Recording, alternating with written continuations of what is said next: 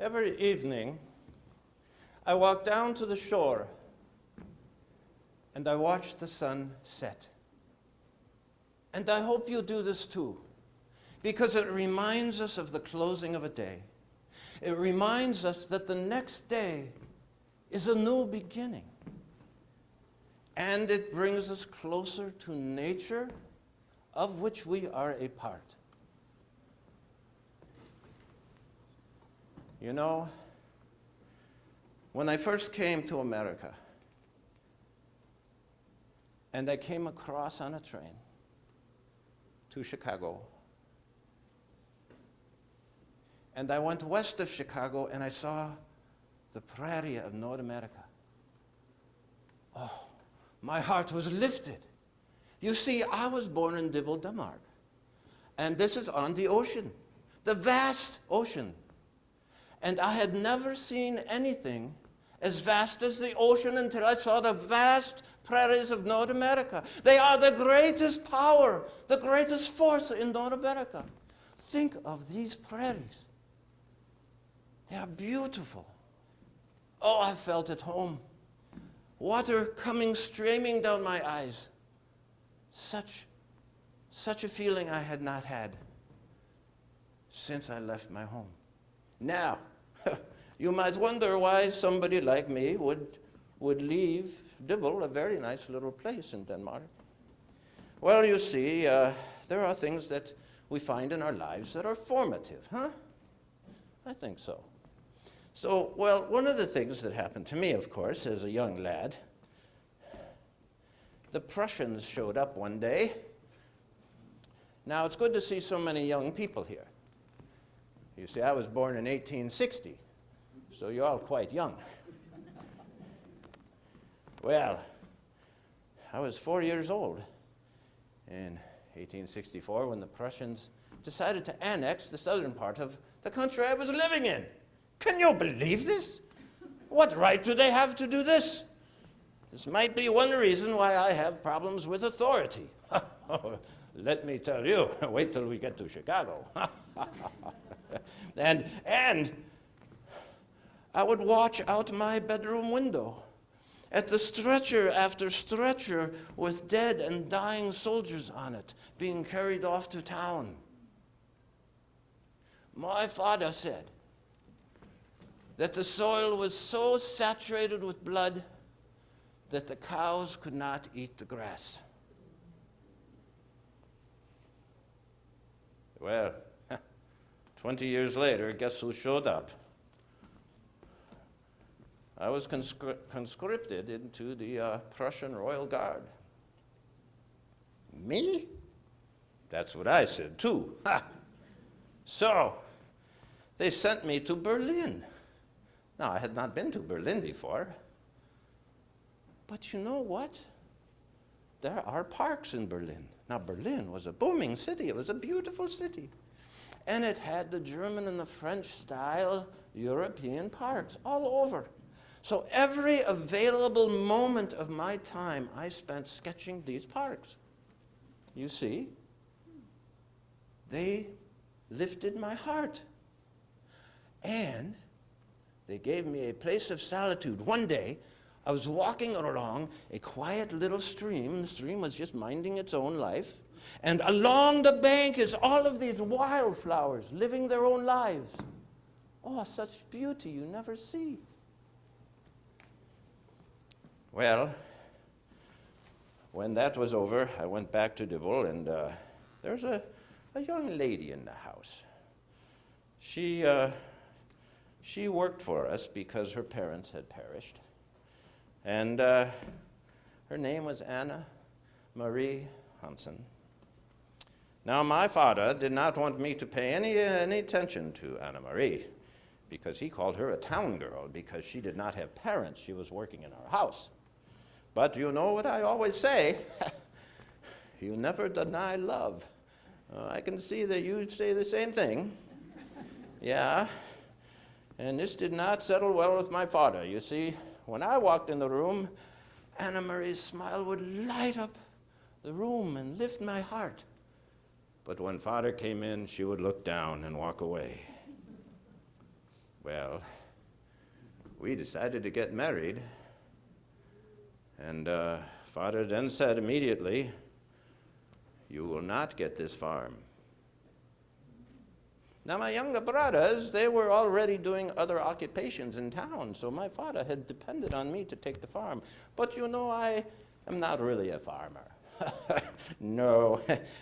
I was doing my sketches and my designs, and I thought, this might be good. But then I remembered, you know, my ancestors came across Europe. They went west and south from where they were.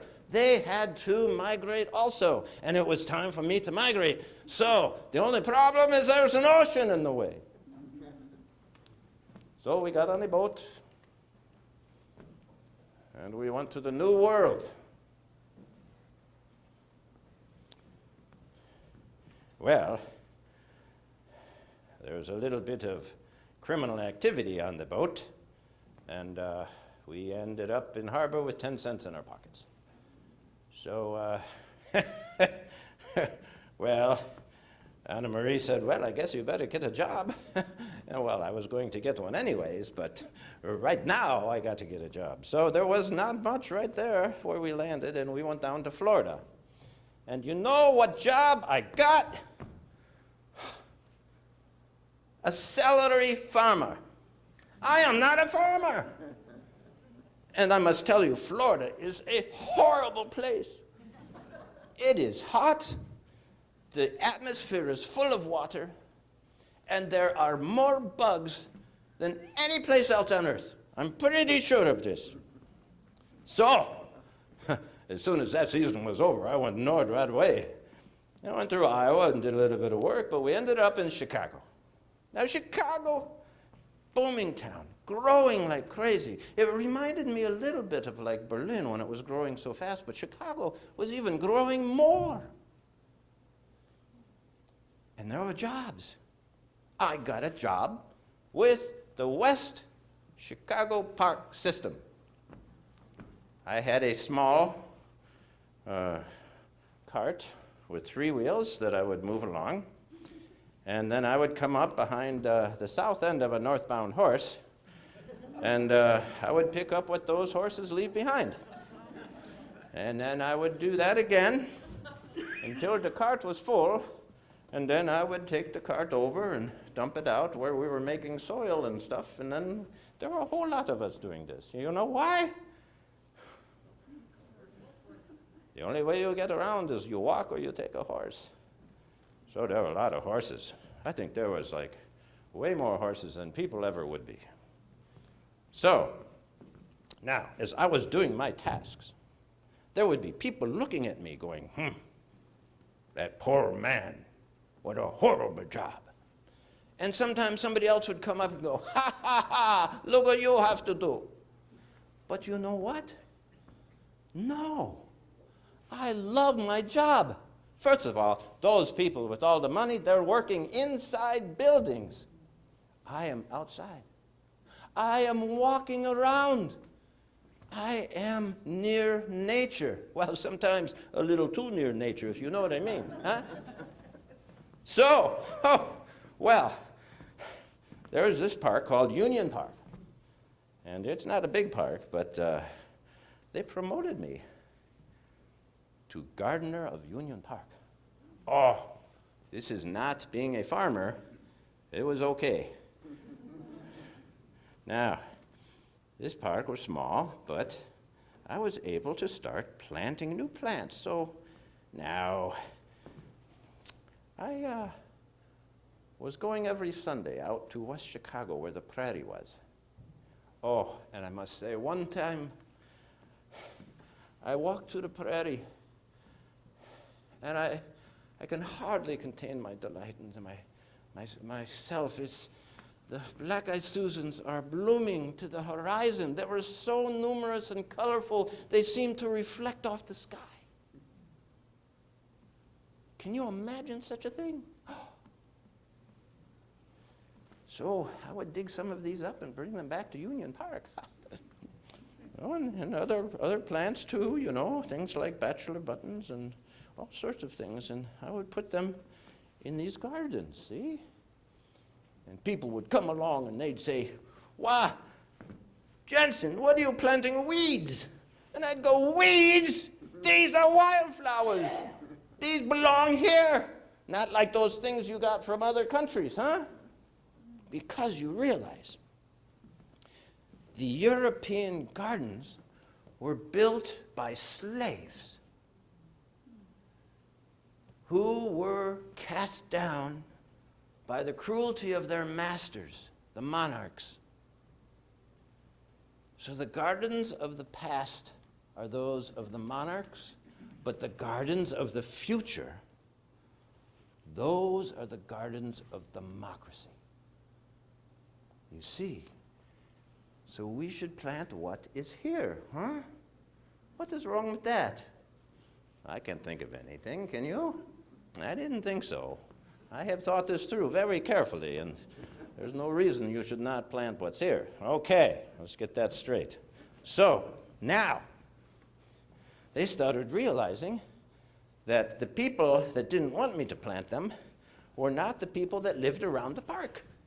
The people that lived around the park would go in and go, "This is beautiful. Where did these flowers come from? We've never seen flowers like this ever."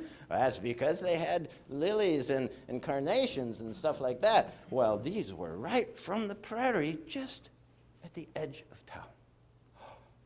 So, that was my American garden, and that was the first one. Now, there were some architects who started paying attention, because I got promoted again to a supervisor. Now there are several number of parks. There's Humboldt Park was next. Humboldt Park. Ooh. Now that was a design from 1868, and it was more like the traditional European gardens.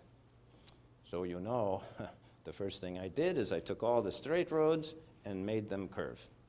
Because when you look in nature, how many absolutely straight lines do you see? Not many, I bet. Huh? They curve, they interact, they blend, they take you on a journey. Have you ever been on a highway that just goes straight forever? But what if it's meandering like a prairie river, huh? What if it's doing that? Then you have mystery. Then you have things that you do not know what's around the corner, and you cannot wait to get yourself there. So that's what I did. The lagoons and the rivers had the character of a prairie river.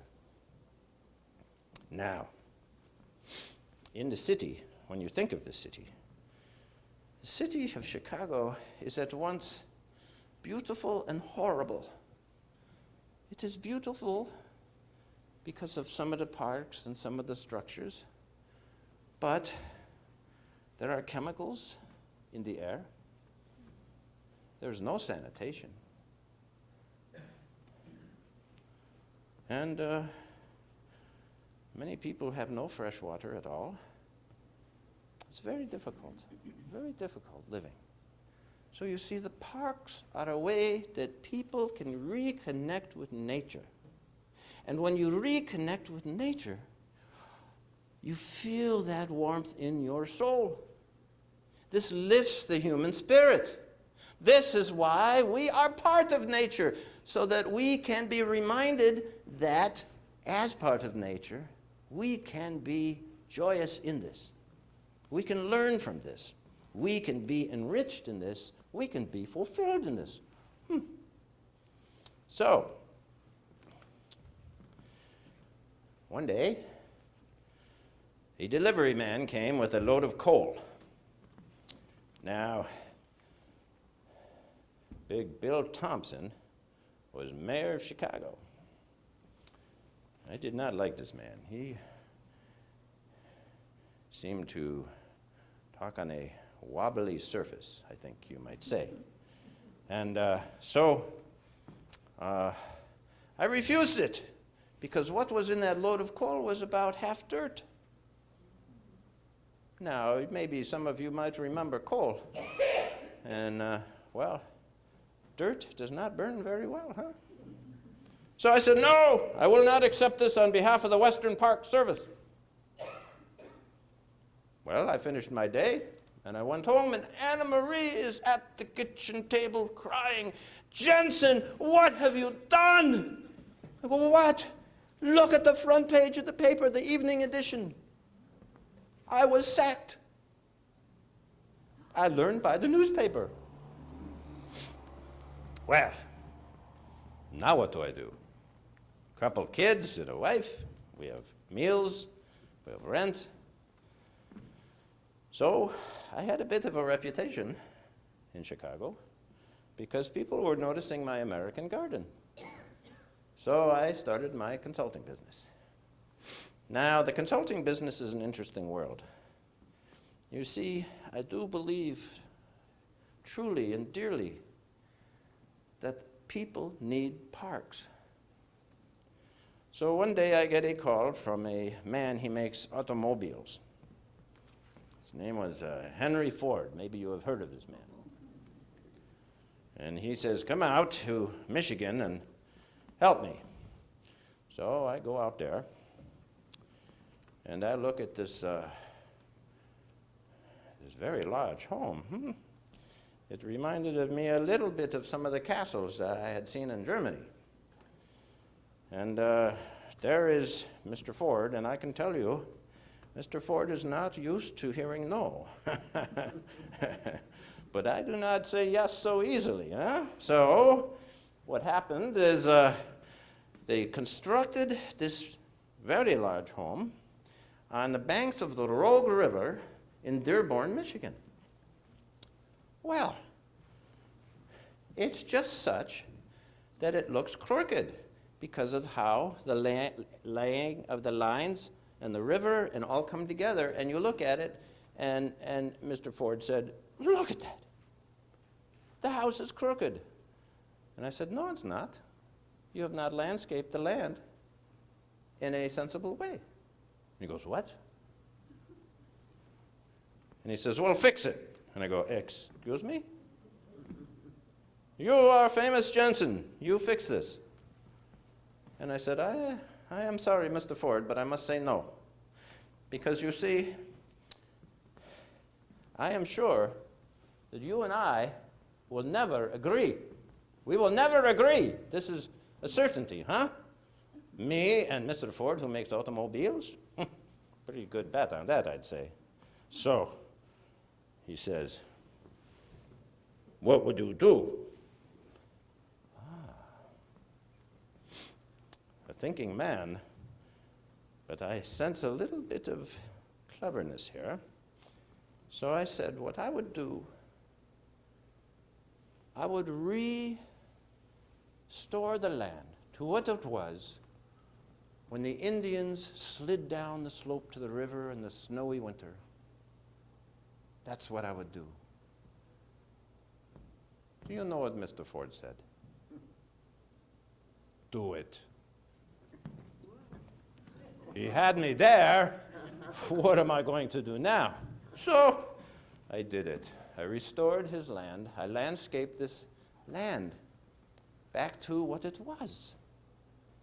And another thing I did was that I put a clearing. So as the sun set in the west, the light would shine down this clearing and then illuminate a music room on the west side of the house. Now, why did I do that? Because Mr. Ford would come home sometimes at about sunset. And I thought, this will warm his heart.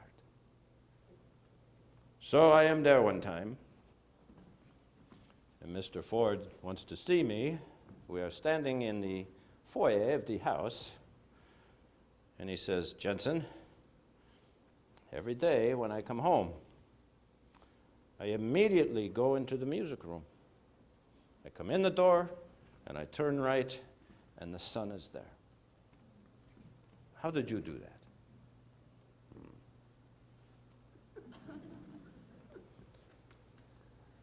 And he said, I pause, and I think about my place in the world and my place in nature.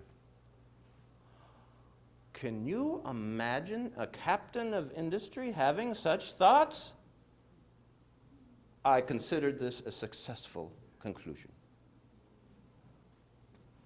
Now, the only problem was his wife, Claire, put a big rose garden right in the middle of the clearing. I would have none of that. We had a few stern words, and it came out, but I think she's put it back. But, well, one of the things about Mr. Ford's cars is they're in the cities now everywhere, and I'm worrying that they're going to be so numerous that we won't be able to tolerate them. We won't be able to move around. Do you know the suburbs will be stretching sometime in my lifetime from Milwaukee all the way down to Chicago and all the way across Indiana? You mark my words, this will happen. All right, well, so there was another designing thing I must tell you about. This is in Garfield Park, and the park needed lots of renovation, and what I wanted to do was put a conservatory in there. And so there was 4.5 acres of space where I could put this conservatory. And this would be full of plants. And what I thought I would do is honor what the ecosystem, the habitats, the environments were that we are living on. And now I am talking about the coal forests, way back millions of years ago. So I put these fern trees and various exotic plants that represented, what was that? And I put a waterfall that came into a prairie. Now the workmen built the waterfall, and I showed up one morning, and it looked like a mountain cascade. There was water roaring down these rocks. And I said, no, what have you done? You haven't got it. Well, the workman says, what? Jensen, you're working too hard. This is fine. No. Take it apart. Do it again. The water must be like a prairie river. It must tinkle down the rocks in harmony, in slowness, in softness of spirit. Next day, roaring cascades. Oh! And I said, you have not got this. Take it apart. And he said, Jensen, you're nuts. What's going on? You're working too hard. And I said, you go home tonight. Do you know anybody who can play for you on the piano Mendelssohn's Spring Song? No, I cannot play piano, he said. Can your wife play piano? Can she play Mendelssohn's Spring Song on the piano? My wife does not play piano. Do you know anybody who can play Mendelssohn's Spring Song on the piano? Well, he says, I think I have a cousin who can do that. Well, you go over to her house tonight, and you bring your wife, and you have her play Mendelssohn's Spring Song. Da, da, da, da, da, da, da, da, da, right? But you play it 4 times. He goes home, and later I hear this from his wife. He walks in and he says, I think Jensen's cracked. He wants me to listen to Mendelssohn's Spring Song. And she says, that's a good idea, you should do it. I love the wisdom of women, huh? And so they go over to this person's house, and she, da, da, da, da, da, da. No, he says, I hear nothing. Remember, his wife says, he said to listen to it 4 times.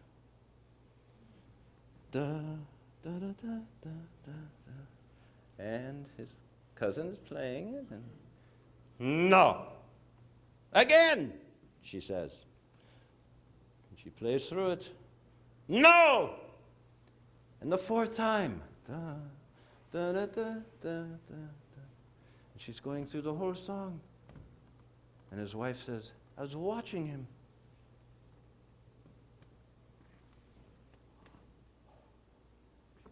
I know what Jensen's talking about. And he goes to work very early in the morning, and he redoes the entire waterfall. And I come in, and he's got it. The water is tinkling down slowly, musically, into the pond. You see, we are always taking the science, the intuition, the arts, and the human spirit, and we bring these together and find the harmony and the symmetry in our world. Do you see that, huh? What happens when we don't do this? You'll get a grumpy worker who won't build you the right kind of waterfall, that's what.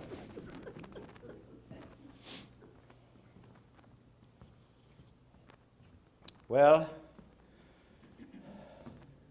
when I was doing my consulting, I had a number of people come through.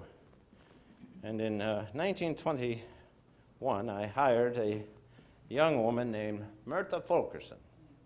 Now, Myrta, she's not of gigantic stature, and but oh boy, her spit and vinegar! I'm telling you, that German girl, she can cook. Wow!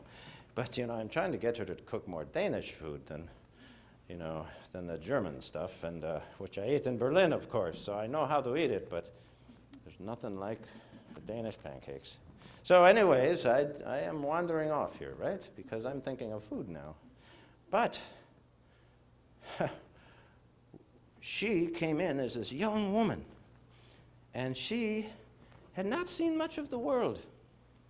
And I would have my clients come through, and they were sometimes the Mr. Fords and the Florshimes and people like that, and she would be like stars in her eyes. Wow!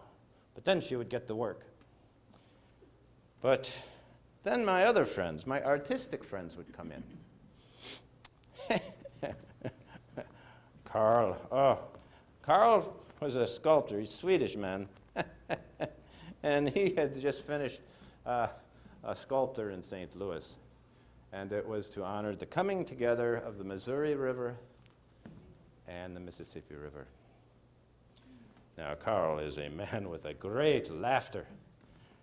As a sculptor, what he did, he had, I think he called them nymphs and cherubs and dancing around the water in joyous abandon. And the one thing that he didn't give them was any clothes.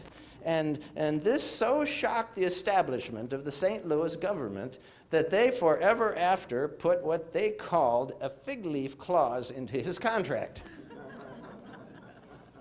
He thought this was hilarious. Well, another man that came through was Vashel Lindsay, a poet, a singing poet. You see, as I go out into the prairie, I have seen the buffalo. In Wisconsin, I have seen the white pine that is taller than a building. I have seen the vastness of the prairie. And Vashel understood this.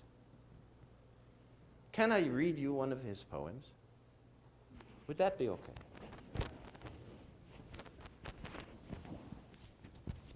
I think I have it with me someplace.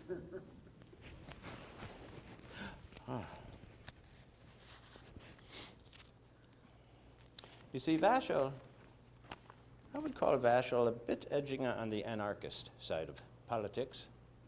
But he loved Abraham Lincoln, and he always said, "Would that I might draw from you the spirit of Lincoln." And he wrote this poem, "The Flower-Fed Buffalo." He gave me this copy. The flower-fed buffalo of the spring, in the days of long ago, ranged where the locomotives sing and the prairie flowers lie low. The tossing, the blooming, the perfumed grass is swept away by wheat, and wheels and wheels and wheels spin by, yet the spring is still sweet. But the flower-fed buffalo of the spring left us long ago.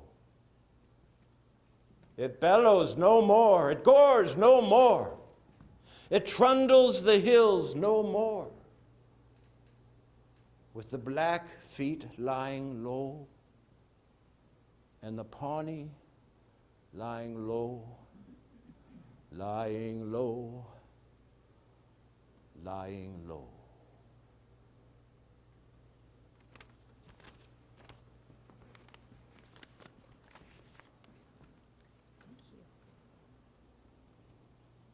You see, in my time, I have seen so much of our wilderness be destroyed.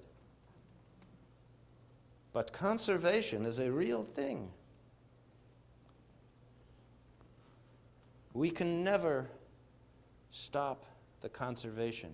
We must celebrate the past, look at the future for the yet unborn, and conserve the wilderness areas and the wilds for them.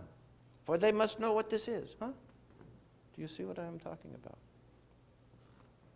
So how does all of this come together? Well, one day, after doing some research on where I wanted to build my folk school, we decided to come up to Ellison Bay.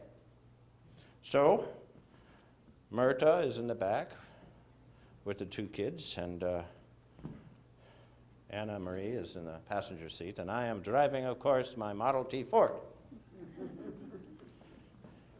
Now, where I grew up in Dibble, the farm rests on a high bluff, and it overlooks an embayment from the ocean.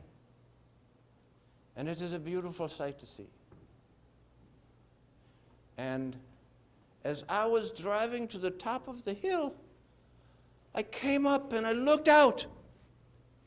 Do you know what I saw? I saw a bay and a bluff. And I threw my hands up and I said, Anna, we are home! And I drove into the ditch.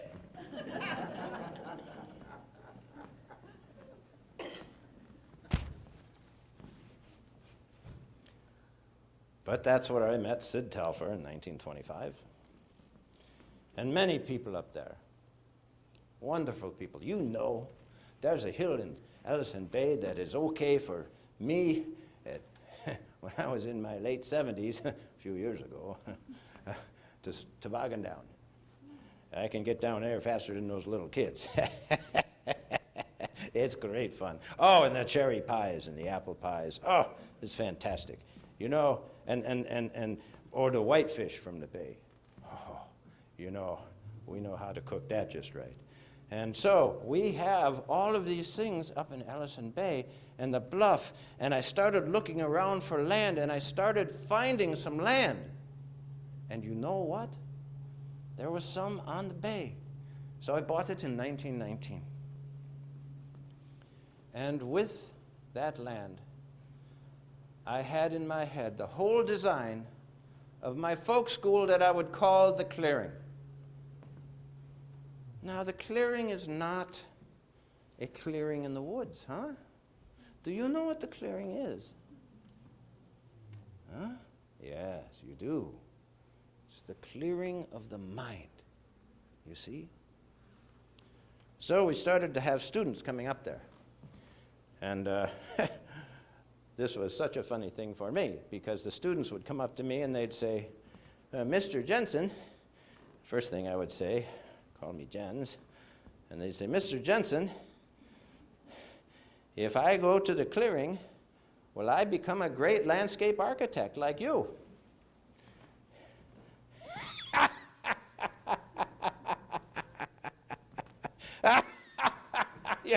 You know what I told them? If you come to the clearing, you will learn not to ask that question. That's what I said. Oh, but we get all kinds of people wanting to be architects and landscape architects, shoemakers, blacksmiths, the weavers, all artists of all kinds, everything. You see, the educational system in our country here has you take a test from a book you read and then they think you're an expert. But you've got to do it. You've got to do it. This is called hands-on education. This is what the folk schools in Denmark were like for me. We did things, didn't just read about them. Yeah. So, the students come up there. Now, my dear friend Frank Lloyd Wright, he's got a school down in Spring Green called Taliesin. He requires the students to call him master. I don't know much, but I think there might be some issues there. Now, Frank calls himself an organic architect. Okay, I think we're all organic, at least the last time I looked at myself. Well, I gave him a lot of uphill on that, so now he calls himself an intuitive architect. Well, I don't know if you've ever been in one of Frank's houses for the evening during a storm, but there's a company down in Racine, Wisconsin called Johnson Wax. And that family built quite a big house in Racine. And up in the top part there, the ceiling, are windows all around, all over the place. You can see the starry night. And oddly enough, you can see the storm clouds too. And so Mr. Jensen is having a big to-do with mayors and senators and all the important people of the community over for dinner that night. And what should happen but the heavens decide to play a little joke on Mr. Jensen, and they bring in the storms. So Mr. Jensen is sitting in his favorite seat at the end of this very long table.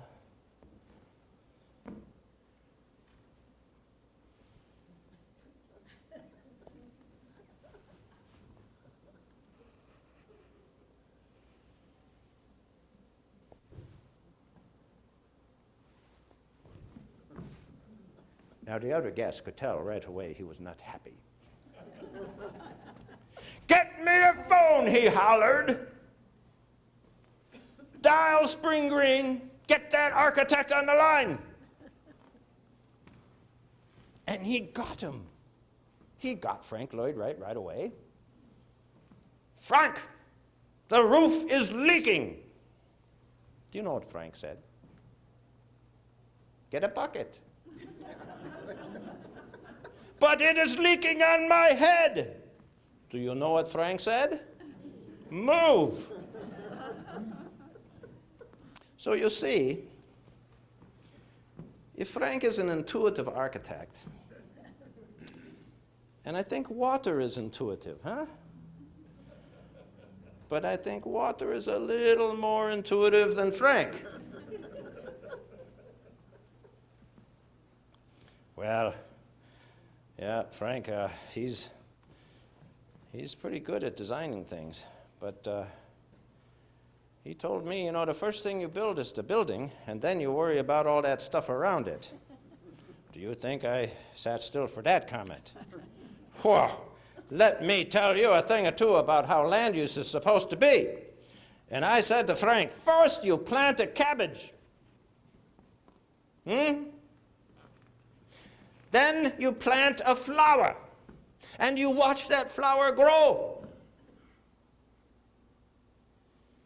And when you understand how that flower is growing, you plant a bush, and you watch that grow. Then you plant a tree. And when you understand how these things are growing, then you can plant a city. He's got it all backwards. Well,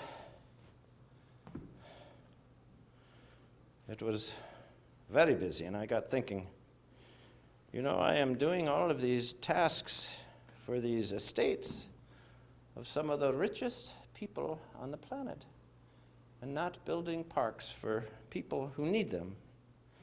This was a point of great conflict for me. So much so that I did not always charge for the work I was doing. And then in 1934, Anne-Marie died. She was in my heart and soul every day.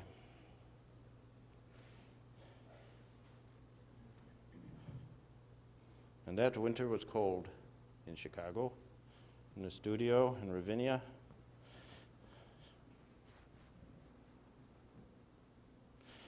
And Myrta Fulkerson looked at me and she said, "What are you going to do, Jens?" I said, "I don't know." And she said, "Nonsense, you always know what you're going to do." And I looked outside and I said, "When the snow melts, when the ground frost is thawed, we are going to the clearing." So in 1935, I packed everything up. I gave the practice to two of my promising landscape architects.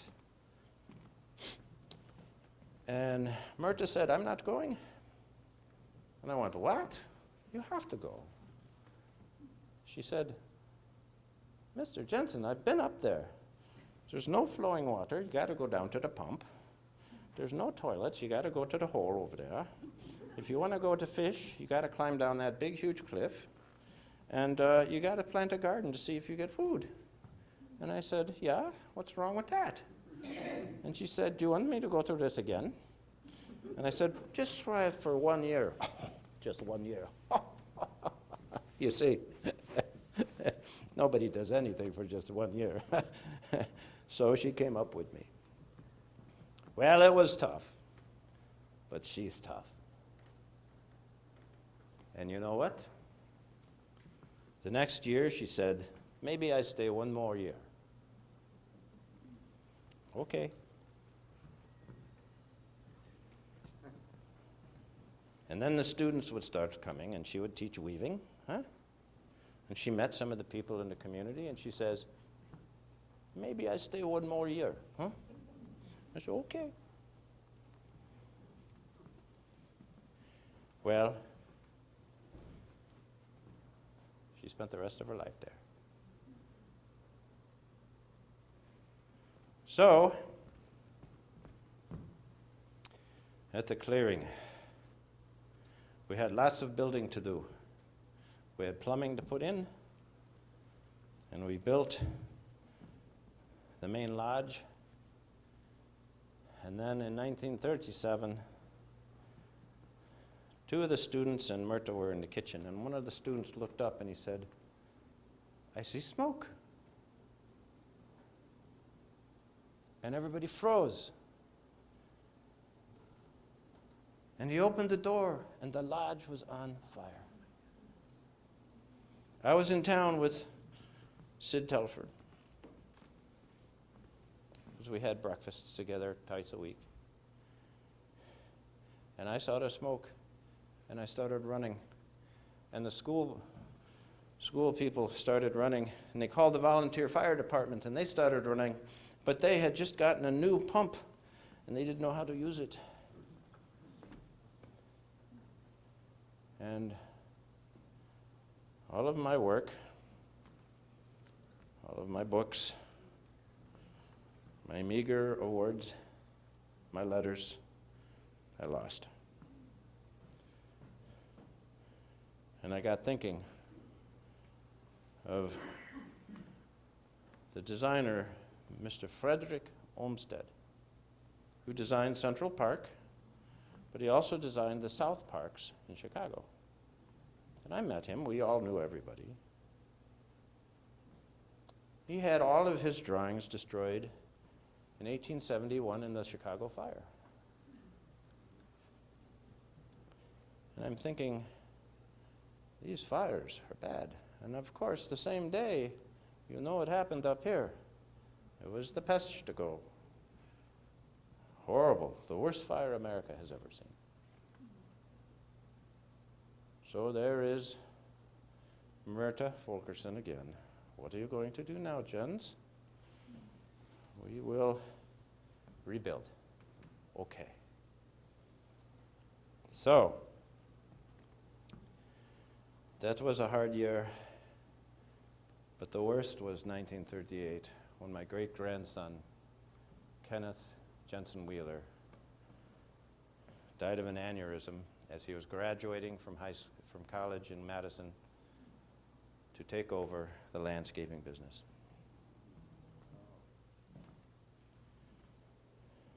Now, how do we deal with these things? We can fall into sadness and depression.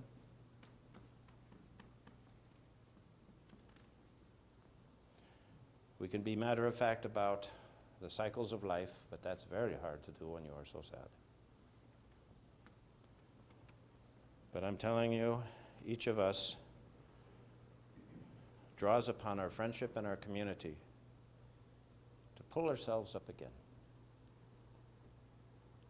So Mrs. Telfer came to me as we were watching the building burn down. She slipped her arm through mine, and she said, "Mr. Jensen, come to our house tonight. It's time to leave here." So I did. I could not say a thing. I think Myrta cried all my tears.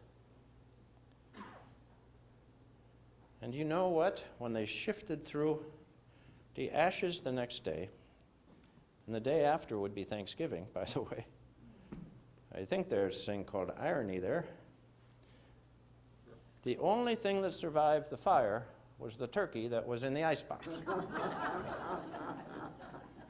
And that's what we ate. So there's these things that happen. And we pull ourselves up the best we can with the community that is all around us. And I want you never to forget that. I had a friend in Captain Amundsen. He is the Arctic explorer. And I said, "What was your most incredible moment?" He said, "Jensen, we were on the ice in Greenland, and one day I woke up and I said, I want to go out alone. So I got on my sled and I let the dogs take me far, far out. And I stopped and sat down with my dogs. And all I could see was the gray sky and clouds and the ice and snow all around. And he said, at that moment, Jensen, I found myself. And now when I go out to the prairie, I can hear the cars going by. I cannot get far enough away. And I cannot get that feeling. And I am saddened by that. But you know, we can only truly love just a few things in life with all of our intensity. But we do so with such intensity that it comes back to us and it allows us to do the best we can do. Huh? So now I go down to the base of the cliff, on the clearing, on the green bay,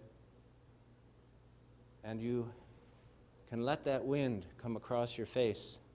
Let it caress your face.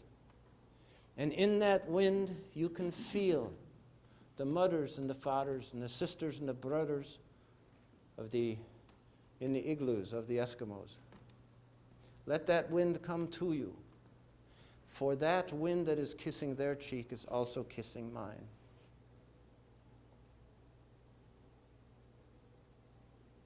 Thank you.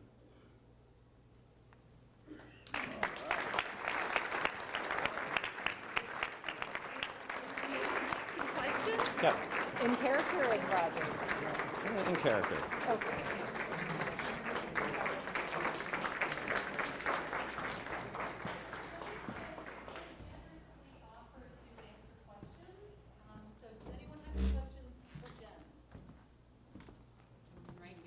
Yes. Mr. Jensen, have any of your ideas been put in book form?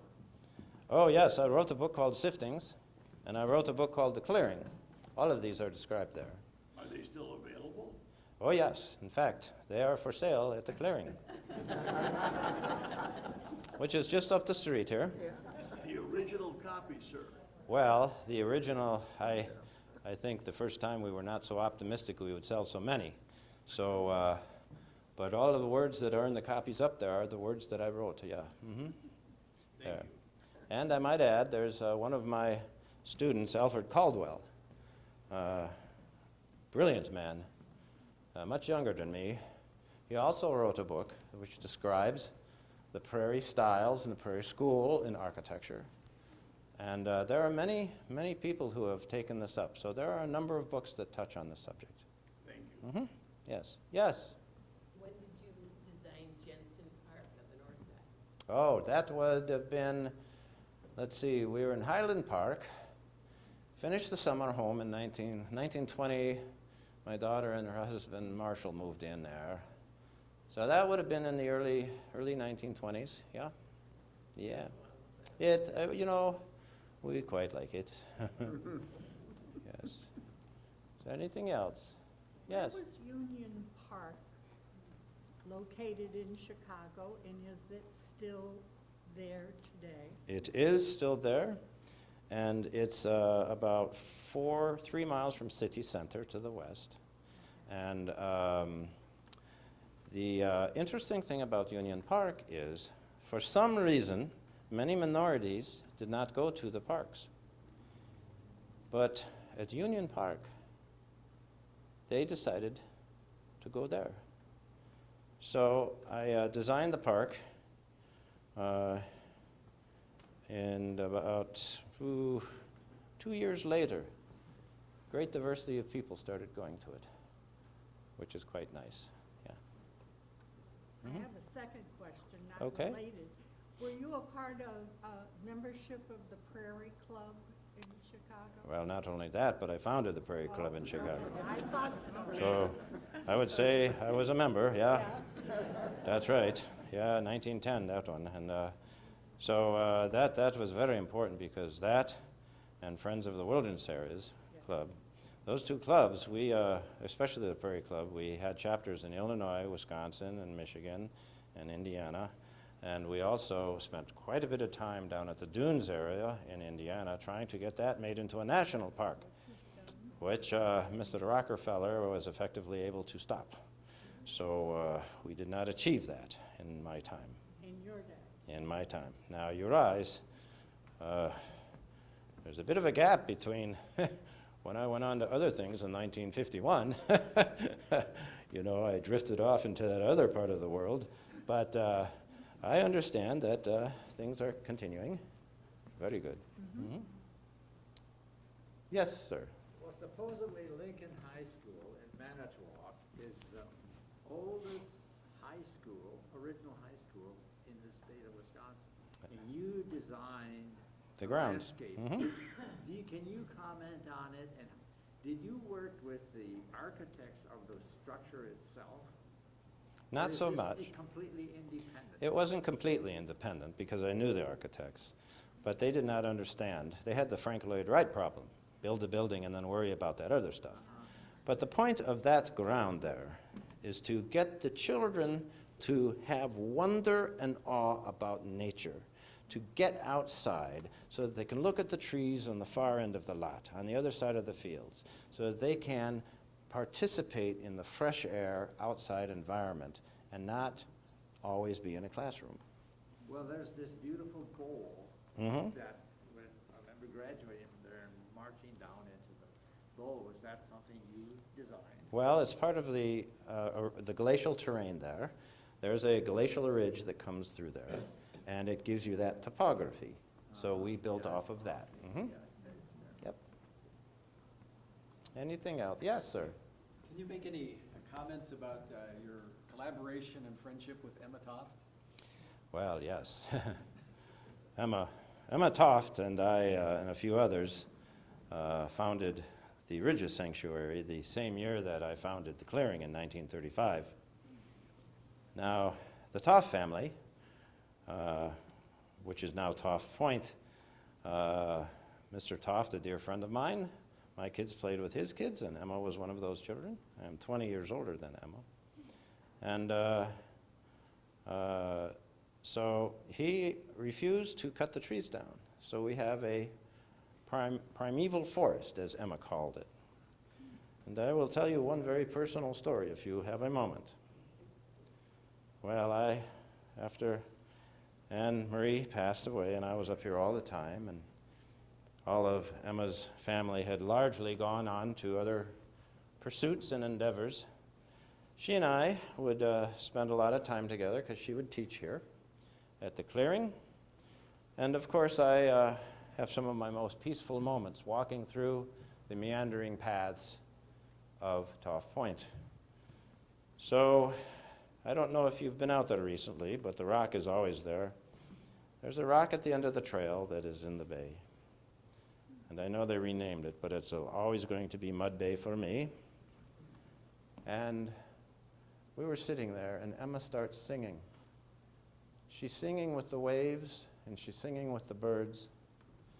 And she then looks at me and she says, "Jens, sing." Well, I love to sing, so I sang too. And we are singing, and this is one of these moments that people should never forget, eh? And then I asked her, "Why did you never marry?" Because she had a boyfriend way back when she was a school teacher, but he did not come back from the war. And she had suitors, she said, but they did not interest her too much. And then she said to me, "Jens, what man could ever fulfill my soul as much as this primordial forest? Except maybe you, Jens." And she gave me a kiss on the cheek like a hummingbird was flitting by.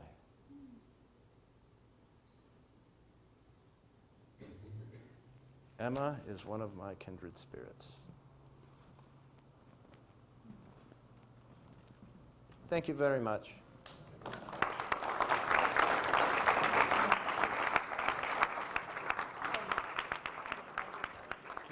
Very, very much. Hi, I'm Roger Kuhns, and I just finished a show called An Evening with Jensen in Ephraim, Wisconsin. So I'm still in character. I don't really look this good.